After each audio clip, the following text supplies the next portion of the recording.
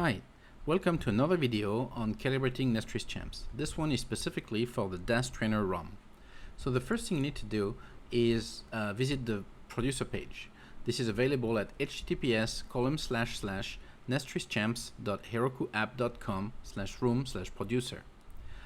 You need to specify your input mode, which is going to be in this case an emulator window.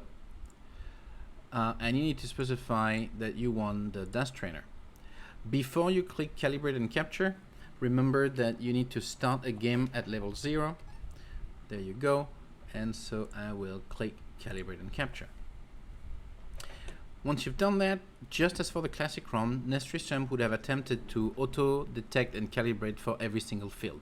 But you can tell in this case that it didn't do quite as good of a job. So there is clearly, as we must fine tune again. So we need to go back to each of the fields and one by one see what we need to do to adjust. We can see that these 3 fields for the score level 9s have a black border on the left, which is no good, so we are going to move this away. And it looks like the Y position is also not quite correct for the score and the lines. So now that I've updated this, if I look at the normalized view, it looks correct for all 3, and each give me a value of 0, so that's good. We're going to do the field later as earlier, and now we need to do we need to adjust the 2 DAS values. So in this case, same thing, it looks like they are not well aligned on the X, but when I push it now, I should make them slightly narrower like this. They are detected as 0 and 4. This is good. You have to be very careful. The DAS value, depending on whether you moved your piece when the game started, could give you say a value like this, 16 or whatever, something that starts with a 1. If the DAS value starts with a 1, do not calibrate, because if you do this, basically you don't know exactly how much space you should leave for the black. So the 1 is not a good character to do calibration on. Instead, make sure that you lose DAS. So you go to your emulator window, you press left and right until you use DAS, and you can see a 0 in front, and you can calibrate on the 0. Now, we should now try to calibrate the preview and the current piece. These are a little bit annoying because you have to let multiple pieces go through. So the preview is exactly the same as for the classic ROM. The eyepiece allow you to do the calibration for the left and right border of the preview area, and all other pieces will let you calibrate the top and bottom border of the area. For the current piece, however, there are 3 groups of pieces. The eyepiece will let you calibrate the left and right. The J and L will let you calibrate the top border, and all other pieces will let you calibrate the bottom border. So we have to go through enough pieces to make sure that we can calibrate this correctly. So luckily for the preview right now, we have the eyepiece, so I can adjust this. So I'm following the values we had earlier. 561, 78, look at this, this is pixel perfect, so that's great. And for this piece here, it should be aligned at the bottom. So to do that, let me see. Look at this. So here it looks pretty good, but not completely. Okay, let me move this. I think it's in the way. Yeah, I think we should be capturing a little bit more, such that the normalized view here is crisper.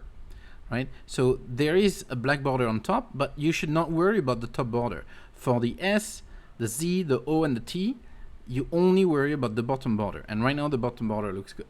So now we need to go back to the emulator and let some other piece move. So the eyepiece has now moved from the preview to be the current piece, which makes sense. And so now we can adjust the left and right border for the current piece as well. So as usual, while you control the capture area, keep your eye on the normalized view. And right now it's blurry, so it is definitely not correct. We need to increase the width a little bit. Now it looks pixel perfect. This is great. The top and bottom border for the O piece look correct, so this looks done. So we did the I piece earlier for left and right. We have the O piece for top and bottom. The preview is done. So now we need an L or a J to do the top border for the current piece. So I'm gonna keep moving. You can see the, okay, here is J. Let's see, so if we do this, No, this is blurry. This is blurry. So really, this is the correct value. 143 is what it should be. It's aligned to the top. There is no black border. There's a black border at the bottom, but we don't care. For J and L, we only need to worry about the top.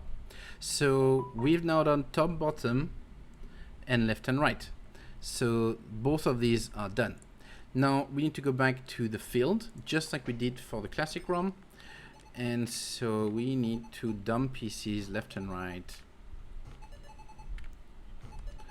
This is always sort of a slow process, but again, by right, you just do it one time, and if you don't switch ROM all the time, it just takes a minute to do.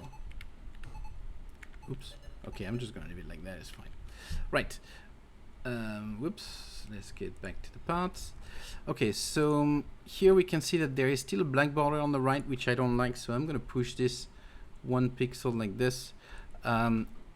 Again, in a normalized view, all of the white blocks should have their colored border visible on all sides. So the one on the bottom look correct here. The border is visible on the right. The border is visible on top.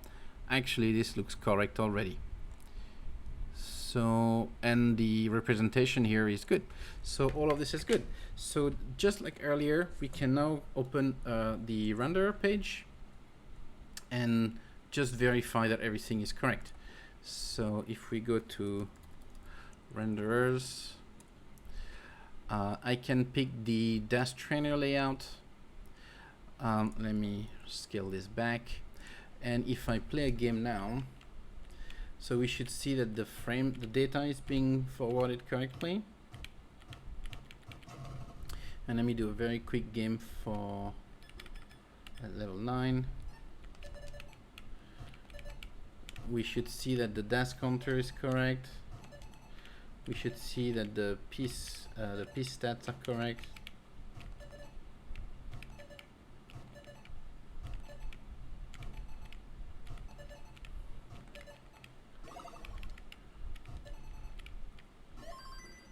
Right, and that's it for Dash Trainer.